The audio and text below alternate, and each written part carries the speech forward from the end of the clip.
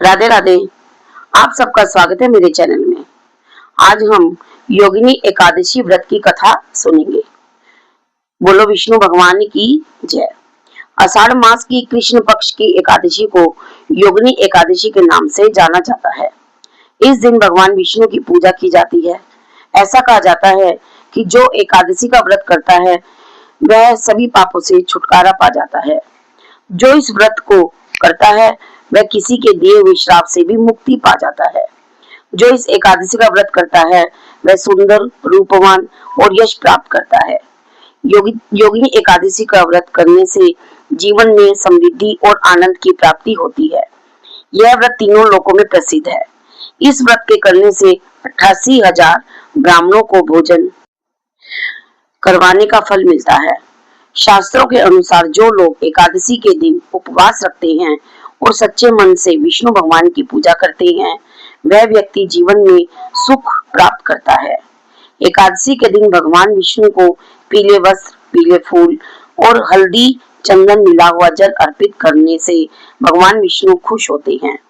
इस दिन ओम नमो भगवते वासुदेवाय नमः का जाप करना चाहिए।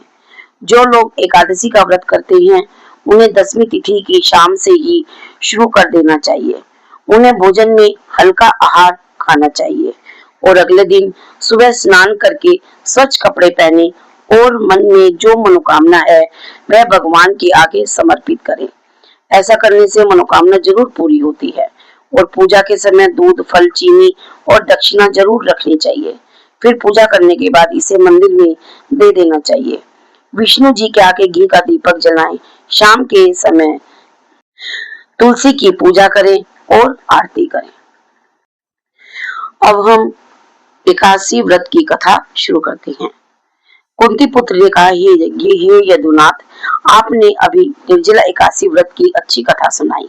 अब आप आषाढ़ माह की कृष्ण पक्ष की एकादशी का नाम बतलाएं तथा इसकी कथा और महात्म्य विधि पूर्वक कहें। आपकी अति कृपा होगी। श्री कृष्ण जी बोले, हे नरेश, आषाढ़ मास के कृष्ण पक्ष की एकादशी योगिनी एकादशी के नाम से जानी जाती है। इसका उपवास पुण्य समस्त पापों को भस्म करने वाला एवं दोनों लोकों में मुक्ति दिलवाने वाला है। हे राजराजेश्वर, यह योगिनी एकादशी त्रिलोक में सर्व प्रसिद्ध एवं पाप नाशनी है। अब मैं तुम्हें इससे संबंधित एक अत्यंत पुरातन कथा सुनाता हूँ। ध्यान पूर्वक सुनो। एक नगरी जिसका नाम अलकापुरी था, वहां पर कुबेर नामक राजा का शासन था। वह परम शिव भक्त था।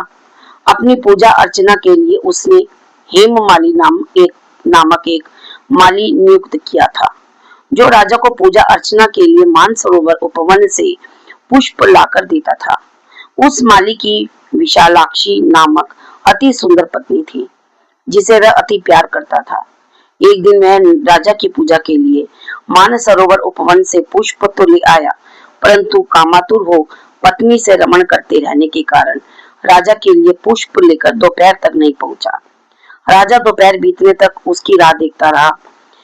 जब वह तब तक भी पुष्प लेकर पूजा स्थल पर नहीं पहुंचा, तो उसने क्रोध पूर्वक अपने सेवकों को उसका पता लगाने के लिए भेजा कि वह अभी तक पुष्प क्यों नहीं लाया है।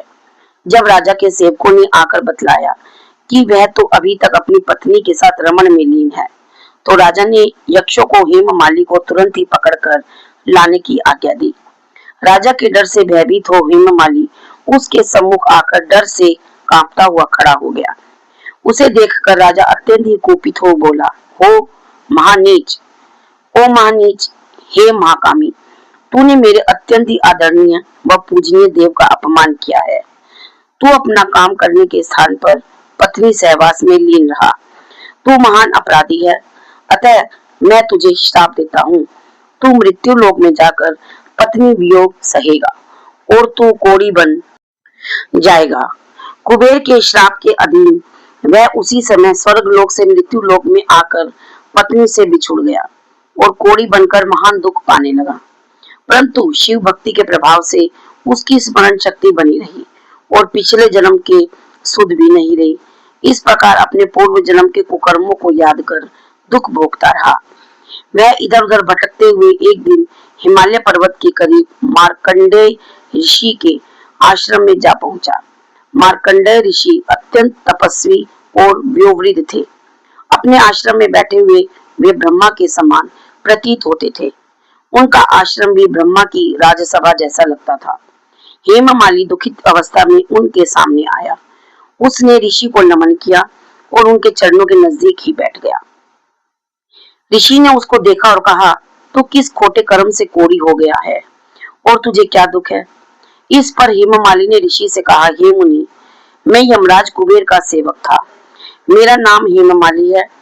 राजा की पूजा के लिए नित्य प्रति पुष्प लाता था। एक दिन अपनी पत्नी के साथ विहार करते करते देर हो गई और दोपहर तक पुष्प लेकर न पहुंचा।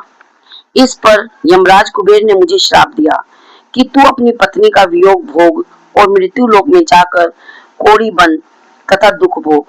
इससे मैं कोढ़ी हो गया हूँ और महान दुख भोग रहा हूँ।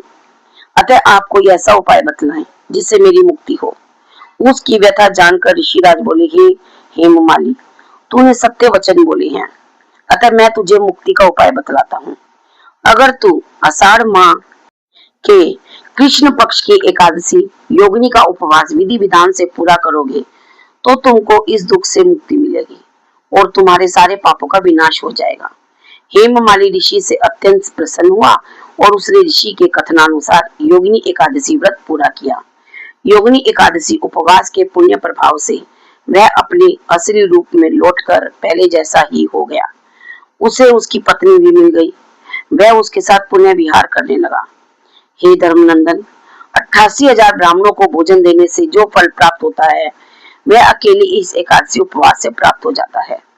यह उपवास समस्त पापों को नष्ट करने में सहायक होता है। मरणोपरांत स्वर्ग की प्राप्ति भी होती है। योगिनी एकादशी व्रत की कथा संपन्न हुई। बोलो विष्णु भगवान की जय। अगर आपको कथा अच्छी लगी हो तो लाइक, शेयर, सब्सक्राइब जरूर कीजिए और बेल वाला बटन दबा दें ताकि आपको आगे आने वाली कथा जल्द ही मिल जाए। राधे राधे।